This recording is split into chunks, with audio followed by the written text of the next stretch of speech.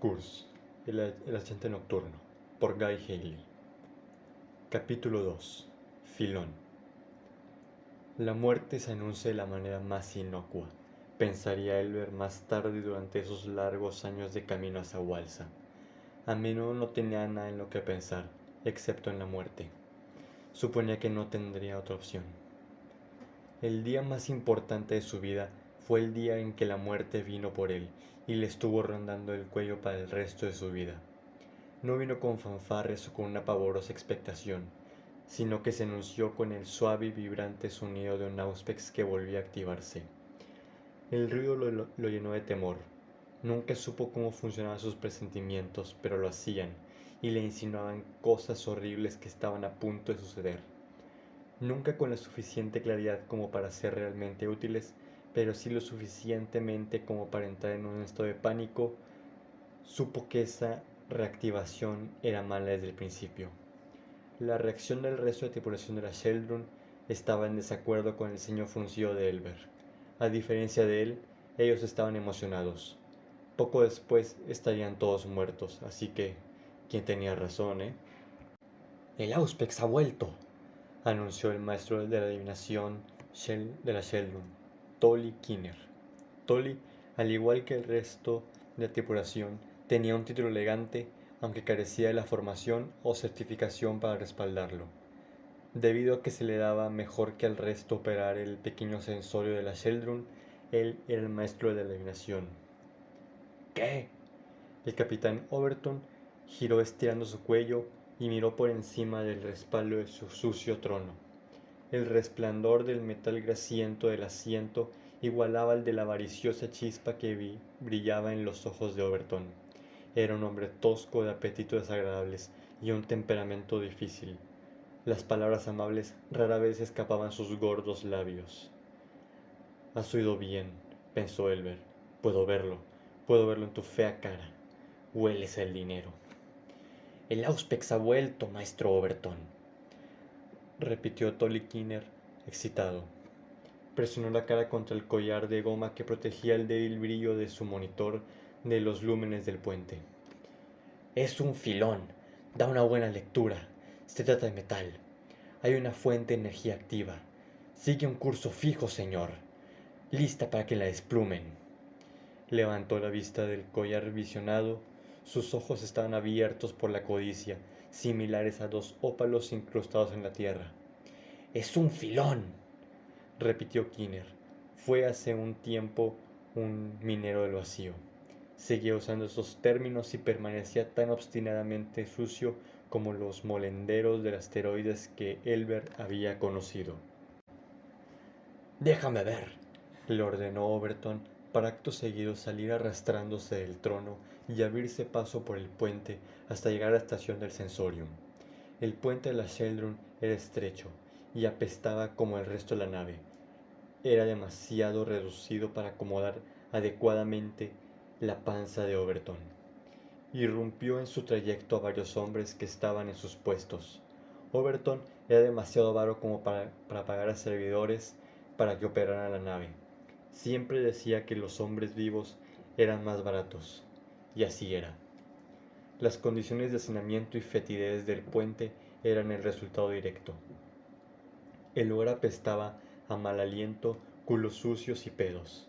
Muchos de los sistemas principales de cogitación de la nave estaban alojados bajo la cubierta del puente para ahorrar espacio para la carga, y su funcionamiento hacía que la sala estuviera tan caliente que la tripulación trabajaba con el torso desnudo, por lo que la parte inferior de los monos absorbía el sudor que corría libremente por sus cuerpos. Todos eran hombres. Overton despreciaba a las mujeres.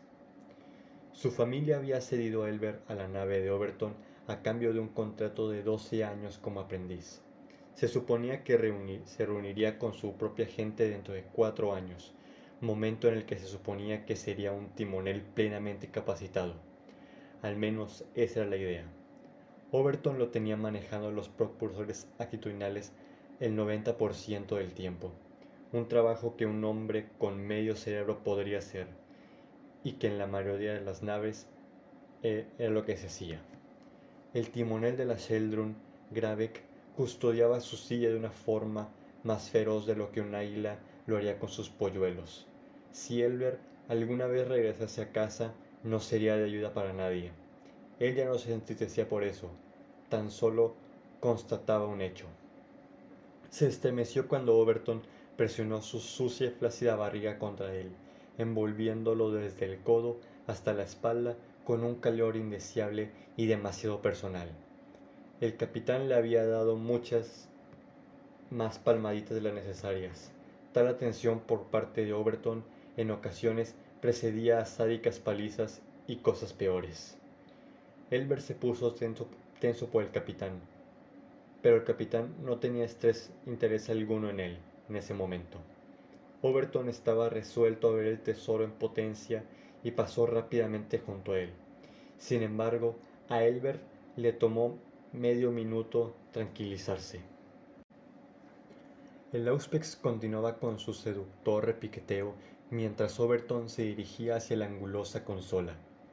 Tolly Kinner abandonó su estación con un torpe paso de bailarín, tecleando en el vocalizador de la máquina mientras lo hacía.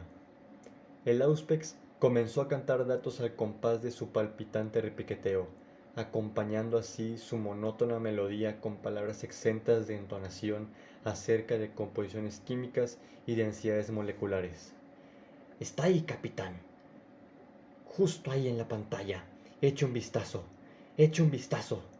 Tolly Kinner se frotaba las manos arrugadas a causa del aceite. «Es un filón, ya le digo yo, un filón».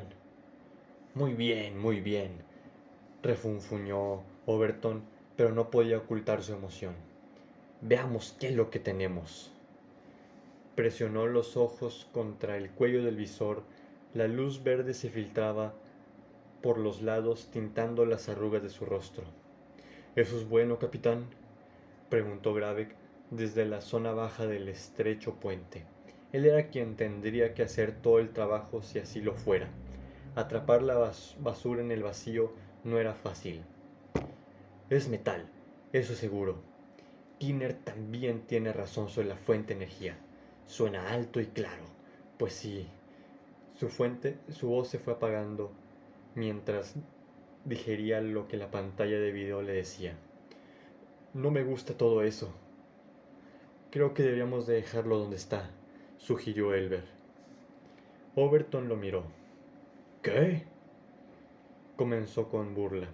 «Podría ser algo o podría no ser nada». Se encogió de hombros. De nuevo, sus intentos por disimular no funcionaron. Overton pensaba que era algo, y era valioso. A Elber no le gustaba el tono de Overton. No le gustaba a Overton en absoluto. «Sí», insistió Elber. «Podría ser cualquier cosa, y podría ser malo». Overton observó de nuevo por la mira del Auspex. Presionó con más fuerza su cara en contra del caucho para tapar la luz, lo que hizo que sus gordas mejillas sobresalieran por el borde.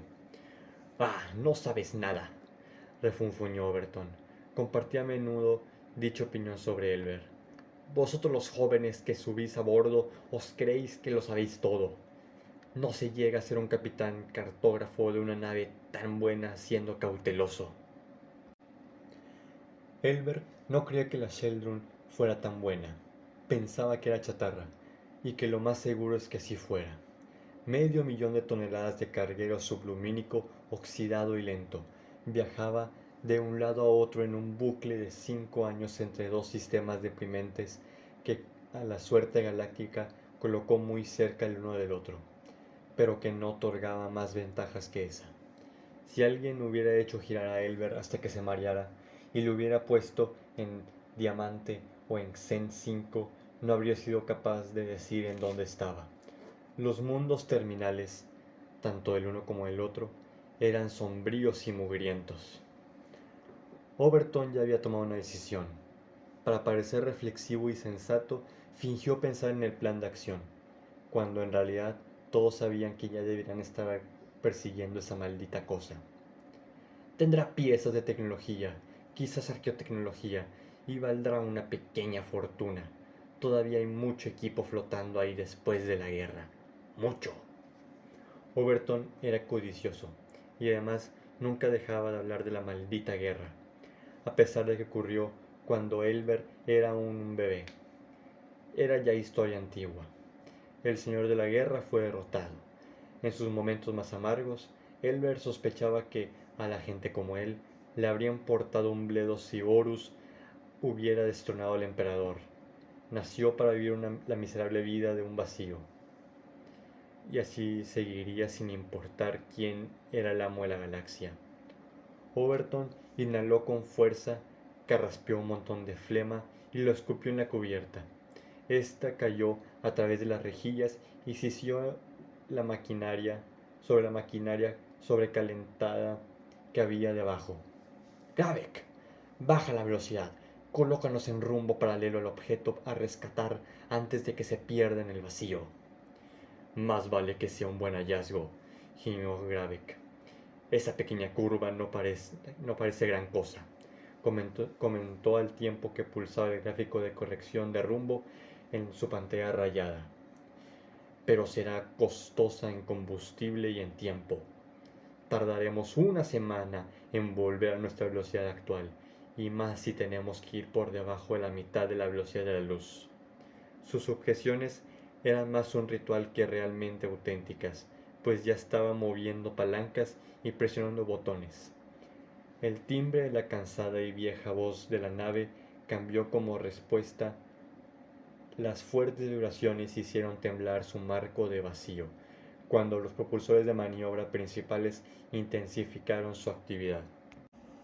La desaceleración consumía mucho tiempo, era arriesgada e incómoda para la tripulación, y esa era la parte fácil.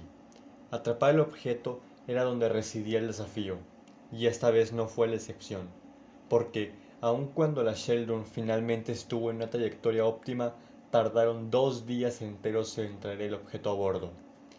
Elber corrió desde el puente hasta la bahía de atraque, tan pronto como la notificación resonó por los agujerados corredores de la Sheldon.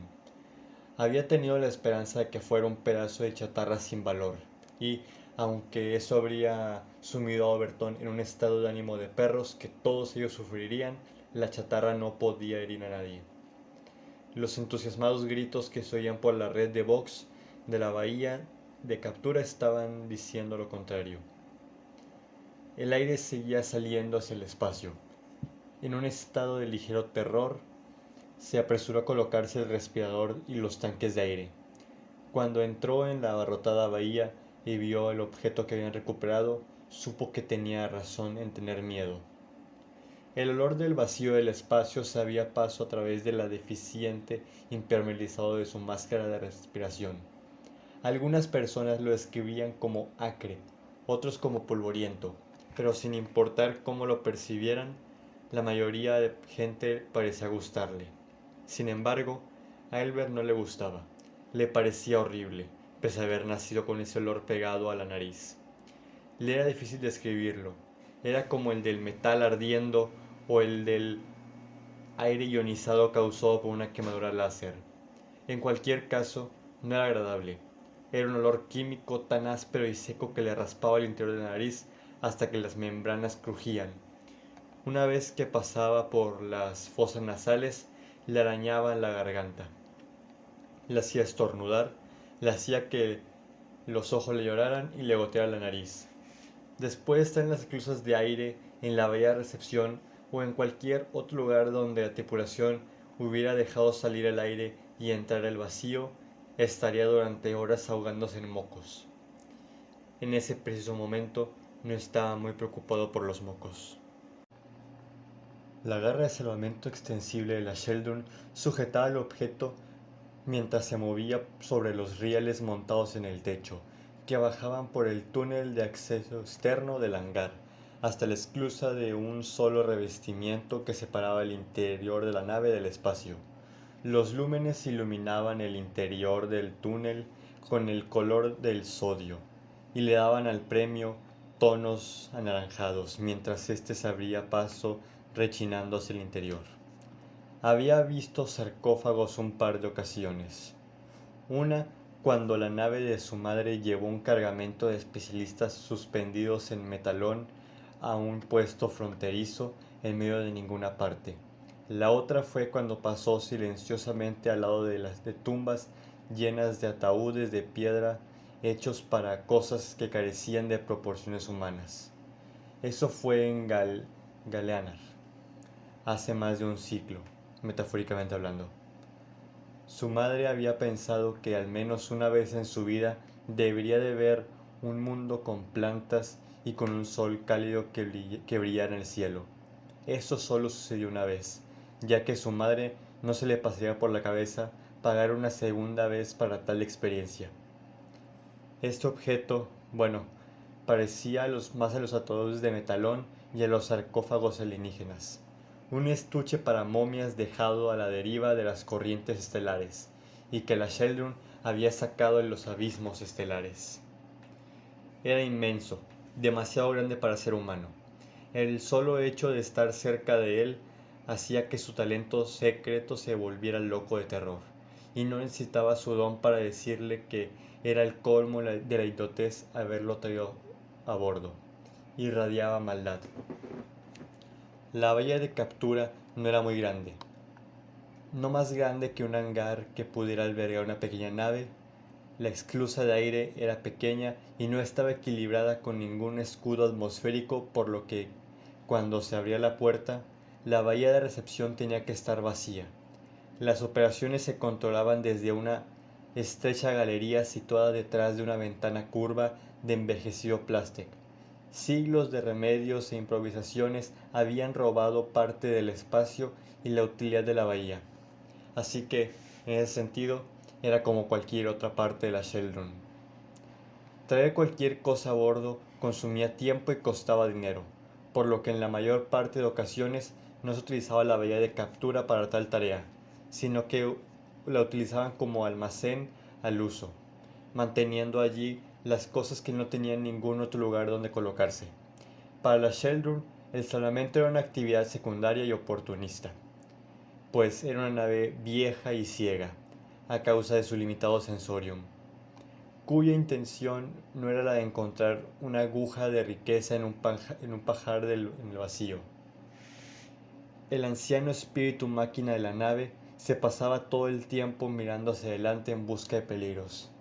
La magnetoproa apartaba a un lado la mayor parte de desechos en suspensión, pero cualquier cosa de más de media tonelada representaba una amenaza a la velocidad de la luz, y no era para tomárselo a broma. Recuperar un objeto era un juego de azar, que se jugaba en los límites del sistema, no en las profundidades del vacío interestelar. Por lo general, lo que encontraban siempre era demasiado grande como para llevárselo, y casi siempre se movían demasiado rápido como para interceptarlo. Si encontraban el casco de una nave o un campo de escombros, marcaban su ubicación y vendían los datos. Hablar de glorias perdidas era el pasatiempo favorito de la tripulación, y a Tech, que acostumbraba especialmente divagar sobre las pagas extras que habían vislumbrado pero que no pudieron atrapar. Todo esto no era más que un sinsentido sentimentalista, ya que cuando traían algo a bordo siempre era un montón de chatarra del que, con suerte, consiguieron unas cuantas águilas dobles, y la mayor parte de ese dinero se lo llevaba a Overton. Pero esta vez no fue así. A primera vista, era obvio que ese dispositivo era valioso. Su superficie estaba llena de impactos de escombros, pero que, por lo demás, estaba relativamente nueva. Unos cuantos indicadores luminosos brillaban levemente en lo profundo del canal situado en el lateral donde eran visibles los elementos de la maquinaria. Fuera lo que fuese, estaba funcionando. Por lo que pudo observar, estaba construido por el hombre y zumbaba con el sonido que emite la alta tecnología. Era una manufactura tan fina que hacía que la oxidada y peligrosa garra que lo sostenía pareciese rudimentaria, y que toda la bahía de carga pareciera aún más destartalada. Los pasajeros y casi toda la tripulación estaban ahí, tan solo grave que estaba ausente, pues protegía celosamente su puesto contra cualquiera que pudiera usurparlo, es decir, lo protegía de Elber. Eso significaba que 23 tripulantes y 4 pasajeros hacinados en la bahía. Los pasajeros pertenecían a una clase con dinero suficiente como para dejar su mundo natal, pero no lo suficientemente ricos como para permitirse un camarote en una nave con capacidad para viajar por la disformidad. Una familia de 3 integrantes estaba tan emocionada como la tripulación. La cuarta persona, algún tipo de oficial de poca importancia, supuso Elber, viajaba solo y se encontraba apartado con la preocupación reflejada en su rostro, de formas anodinas y fácil de olvidar. Elber entendía por qué. Elber entendía por qué el hombre estaba preocupado, y el miedo llenó la boca de su estómago como si fuera plomo fundido. ¡Vamos a ser ricos!, gritó alguien. Elber pensó que había sido Tej, pero era difícil de saber cuando todos ellos hablaban a la vez a través de sus respiradores. Los bocoemisores que llevaban los respiradores eran de una calidad irrisoria y hacían que todo el mundo sonara como si fueran servidores que no funcionaban bien. Elber no pasaba de la puerta.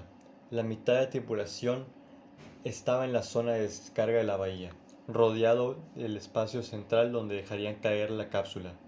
El resto estaba sobre la pasarela que se alzaba alrededor de los lados de la habitación, la cual aún no habían cubierto con más cargamento. Se oían gritos de alegría y vítores por el box. La mínima parte que Overton compartiría con la tripulación sería el dinero del que ganarían en toda su vida. Si bien lo suficiente como para cobrarlo, pensó Elber. Vivía en una época de cinismo y él era un claro ejemplo del pesimismo que le acompañaba. ¡Traedlo! ¡Traedlo! La voz de Overton, deformada a causa del box, se oyó por encima de las cifras cada vez más elevadas por el pago del objeto rescatado que la tripulación intercambiaba entre sí. Tales cálculos entusiastas ya habían dejado de ser factibles hace rato, no paraban de crecer. Se presionó un botón verde sobre un sencillo podio de control, sonó un claxon, las luces giraron y la garra recorrió con un chirrido los últimos metros del acceso a la bahía de captura. El sarcófago se deslizó por el desgastado agarre del brazo mientras éste giraba para colocarlos en el centro de la cámara. La parte baja del sarcófago golpeó la cubierta para después caer a lo largo con un resonante estruendo que dispersó a la multitud. Durante un segundo hubo silencio, hasta que un hombre llamado Colin Barker gritó con un nervioso alivio. ¡Esa cosa casi me cae en el pie! Los hombres rebuznaron de risa, mientras que, por el contrario, Elber se sentía mareado. Su pulso le golpeaba las sienes, su boca estaba seca y llena de un regusto agrio a causa del ácido de su estómago revuelto. Estas sensaciones nunca se equivocaban. Los hombres se gesticulaban los unos a los otros porque los gritos de los demás, cada vez más altos, impedían oír nada. La cápsula estaba lo suficientemente fría como para matar a quien la tocara. La escarcha atmosférica la envolvió en capas cada vez más gruesas de hielo entre los ojos de Elber. Muy bien, refrena vuestra alegría, rugió Overton. La jubilosa tripulación se negó a acobardarse, pero los hombres se calmaron un poco y retrocedieron para dejar pasar al contramaestre Drender Mancor. Mancor había nacido en un planeta, no como los demás que eran casi todos escoria del vacío, y tenía más autoridad que cualquiera de ellos a excepción de Overton. Llevaba una placa de datos encerrada en una carcasa industrial, con la cual procedió a sondear el sarcófago. Mientras el sensor absorbía la información y la pintaba en la agrietada pantalla, el asombro cada vez mayor de Mancor fue evidente para todos aquellos que podían verlo a través del visor de este último. Uno a uno los hombres se fueron cayendo. Tengo lecturas de un reactor de plasma compacto de grado 15, informó. Un puñado de circuitos activos, unidades de cogitación no orgánicas. Por el trono, todo funciona. Y y Mancor puso la pantalla en la cara de Overton. ¿Esto es lo que creo que es? Overton levantó su respirador por encima de su cabeza hasta dejarlo colgando en su espalda por las correas. Se inclinó hacia la placa de datos y leyó lo que en ella había. El oro brilló en su boca mientras una sonrisa se dibujaba por su cara. ¡Por el vacío, hombre! ¡Lo es! Agarró la mano de Mancor y la levantó. La pizarra arrojó una débil luz sobre la multitud. ¡Un campo de éxtasis funcional! Esta vez hemos tenido suerte. Por los viejos y polvorientos huesos de Terra hemos tenido suerte, gritó Tolly Kinner, y se quitó la sucia gorra que llevaba puesta, para acto seguido comenzar a golpearla contra sus zapatos, uno cada vez, mientras bailaba en una descoordinada guija. ¡Es un filón! Esperad. Mancor bajó su brazo y frunció el ceño ante la pantalla. Ahora hay algo dentro del campo, dijo. ¿Platino? Preguntó alguien con esperanza. ¿Un pasajero? ¡Riquezas! Gritó otro. Mancor le lanzó una mirada fulminante. Es un campo de éxtasis. ¿Cómo voy a poder obtener lecturas de lo que hay en su interior? Es imposible. El tiempo se detuvo ahí dentro. ¿Eso significa que tampoco puedes mirar adentro? Preguntó alguien. Quiero decir, la luz no puede salir, ¿verdad? Las risitas recorrieron la habitación. No seas estúpido, reprendió Overton al hombre, y luego al resto. ¿Qué esperas de la escoria del vacío? Por supuesto que puedes mirar. La tripulación rugió de risa. Normalmente se enfurruñarían y fruncirían el ceño ante sus reprimendas, pero esta vez estaban de buen humor. Debe haber una placa de visualización. Echemos un vistazo. Overton se puso un guante grueso y raspó los cristales de hielo de la ventana situada en la parte delantera de la cápsula, que se volvieron a formar tan pronto como los quitó. Los otros se inclinaron y se empujaron entre sí para echar un vistazo a través del limitado espacio. Elbert se vio arrastrado hacia adelante en contra de su voluntad, pues no pudo evitar que sus pies lo llevaran hacia las encorvadas espaldas de los demás, quienes raspaban la cápsula como si estuvieran cavando en la arena en búsqueda de monedas. ¡Aquí! Gritó Sensitar Dar, de quien Elbert pensaba que era un imbécil. Creo que hay alguien aquí, adentro, dijo Mancor tras empujar al hombre a un lado. ¡Es un hombre!, exclamó Tej cuando miró de cerca. Tras ponerse de pie, miró abarrotado el círculo que formaban sus compañeros. ¡Hay alguien ahí dentro! La tripulación se agrupó alrededor del pequeño panel de flexocristal entre los hombros de los demás, y pese a que el campo de éxtasis provocaba un efecto extraño en la visión, Elbert pudo vislumbrar su rostro. En efecto, había una figura en su interior, de rostro pálido, pelo liso y oscuro como una pesadilla, y unos labios finos y pálidos, y era enorme, demasiado grande como para ser humano, y demasiado grande, por lo que parecía como para caber en el ataúd, aunque eso era ridículo. Elbert odió instintivamente a ese ser. Se echó hacia atrás mientras los demás gritaban preguntas de curiosidad. Eso no es un hombre, afirmó Elbert. Las palabras estaban ahogadas por el miedo y apenas escaparon sus labios, pero nadie más lo escuchó. Lo que, como él reflejaría más tarde, fue un poco irónico, porque tuvo razón. Los otros también lo habían visto, pues no eran tan estúpidos. ¿Qué es?, preguntó alguien. Es un... El hombre que habló apenas podía pronunciar las palabras. ¿Es un marín espacial? ¿Uno de los ángeles de la muerte? Ese fue un pensamiento horrible del que la mayoría de los hombres se rieron y unos pocos juraron y escupieron. Traer a bordo uno de los guerreros elegidos del emperador no les traería más que problemas. Overton se irguió. Su cambio de postura hizo que el resto retrocediera y resopló sonoramente. Eso no es un marín espacial. Volvió a mirar la figura. Por primera vez desde que Elber podía recordar, el capitán parecía cauteloso, incluso asustado. Un oscuro calor presionó la mente de Elber. Sentía que iba a vomitar.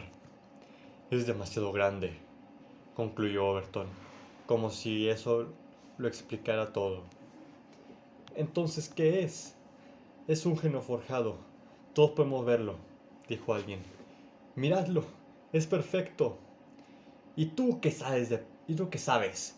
Tu definición de pureza genética es tener dos padres que no sean parientes, se mofó otro. No como los tuyos. La risa que siguió al comentario fue insegura y murió rápidamente. Las únicas personas que hablaban eran el grupo de la familia y lo hacían en nerviosos susurros. No, Garou tiene razón. Es un genoforjado, confirmó Overton. Elber se acercó de nuevo, deslizándose entre los demás para ver mejor. Vio unos ojos abiertos y sin esclera, que miraban fijamente. El negro de la pupila y el iris eran un círculo negro indivisible. La figura tenía el rostro malicioso y un malicioso gruñido, como si se hubiera quedado atrapado en el tiempo mientras lanzaba maldiciones. Su pelo estaba sucio, con lo que parecía sangre seca. A pesar de todo eso, era hermoso. El mundo de Elber giró bajo sus pies. Pensó que se desmayaría en ese mismo instante. Su cabeza se volvió ligera. Un zumbido obstruyó sus oídos, impidiendo recibir cualquier sonido externo. Sabía que la figura le estaba mirando. No sabía cómo, simplemente lo sabía. Es un primarca, susurró. ¿Qué? La pregunta le llegó de una forma muy débil, pues apenas podía oír por el zumbido. Elber se tambaleó hacia atrás y medio se desplomó sobre sus compañeros de tripulación. Estos se quejaron en voz alta de su torpeza y le empujaron de un lado a otro. Nudos de oscuridad giraban alrededor de la periferia de su visión. Le costaba aguantarse de pie. Dijo que es un primarca, respondió el cuarto pasajero, mientras abría camino hacia adelante. ¿Tú quién eres para hablar?, le inquirió Tea. Es un primarca, repitió el cuarto pasajero. Es lo que dijiste, ¿no?, le preguntó a Elber en voz baja. Le exudaba una especie de sutil poder y la tripulación que le rodeaba retrocedió instintivamente. Elber asintió con la cabeza, incapaz de responder, y aún así estuvo a punto de desmayarse. Ahí lo tienen. El cuarto pasajero miró fijamente a Overton, intentando sin éxito captar su atención. Es un primarca. ¡Tonterías!, gritó Tea. Son mitos. Todos están muertos o se han ido a lugares siniestros. No están muertos, gritó otro. Gilliman, Dorn y el resto están en Terra, ¿no? No sonaba muy seguro sus palabras. ¿Qué hace un primarca aquí?, preguntó Mancor. Es imposible. No es imposible, corrigió el cuarto pasajero con aire de erudito. La tripulación lo escuchó pese a que normalmente habrían robado a un hombre así si lo hubieran encontrado solo. Hay unos pocos desaparecidos, todos ellos designados como traitoris extremis. ¡Oh!, se burló Kinner. Vaya airecitos, señor Palabritas elegantes. Hombrecito de gótico alto. Se formó una peligrosa tensión entre la tripulación. A los nacidos del vacío no les gustaban las demostraciones de autoridad o conocimiento, especialmente cuando los hacían parecer estúpidos o sugerían que estaban en peligro. El hombre los ignoró y se dirigió a Overton directamente. Capitán, yo que usted arrojaría ese cargamento al vacío y olvidaría que una vez lo vio. Las consecuencias de no hacerlo le saldrán caras a usted y a su tripulación. Cuando Overton se dignó finalmente a mirar al pasajero, hizo una mueca. ¿Para qué? ¿Para que puedas vender la localización y conseguir el botín para ti solo? No vamos a hacer nada de eso, dijo. Levantó las manos y gritó a los demás. Muchachos, creo que, sin lugar a duda, vamos a ser muy ricos. Sus vítores se convirtieron en quejidos de asco cuando Elber se desplomó de rodillas, dejó caer su respirador y vomitó con fuerza sobre la rejilla de la cubierta. Kurz se detuvo en su historia. Vi todo eso mientras dormía, aseguró Kurz. Los pensamientos de ese tal Elber pasaron a ser míos. Tenía un pequeño talento. Era un psíquico como tú y yo. Eso no explica, sin embargo, por qué yo estaba consciente. Ninguna sensación debería entrar en un campo de éxtasis, ¿verdad, padre?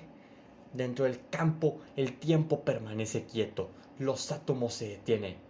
No debería de haber experimentado nada, pero lo hice. Mi mente estaba letargada. Sin embargo, los pensamientos llegaron a mí a través de la mecánica detenida del universo material. Ahora me pregunto, ¿cómo es posible que fuera así? Reflexionó Kurz, dándose golpecitos con una uña en el labio, fruncidos en una burla de contemplación.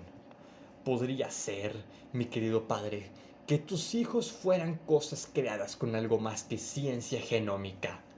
Levantó las manos sobre su cabeza, extendidas, y al hacerlo extendió su manto de plumas y esparció su rancio olor por toda la habitación. Mis hermanos siempre dijeron que yo era un monstruo, pero todos lo somos. Los secretos que empleaste para hacernos no eran tan puros como pretendías, que prometiste a cambio de obtener los medios. Al no recibir respuesta, Kurz chasqueó con la lengua. De tal palo tal astilla. Horus no fue el único que se vendió un falso panteón. Bajó los brazos y se inclinó hacia adelante en una forma acusadora. ¿No es así? ¡Respóndeme!, espetó en un rabioso rugido. ¿Fuiste su esclavo todo el tiempo? Sin lengua para llenar el vacío de la mandíbula en la que no era suya y sin la vida para moverla, la figura simplemente no respondió.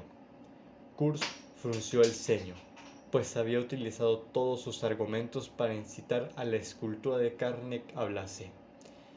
Porque ya lo había hecho antes, ¿verdad? Claro que lo había hecho. Claro que sí. ¿No lo había hecho? Sí lo había hecho, estaba seguro. Kurz esperó un rato para que su padre se dirigiera a él, pero cuando vio que no hubo respuesta, se sintió profundamente decepcionado.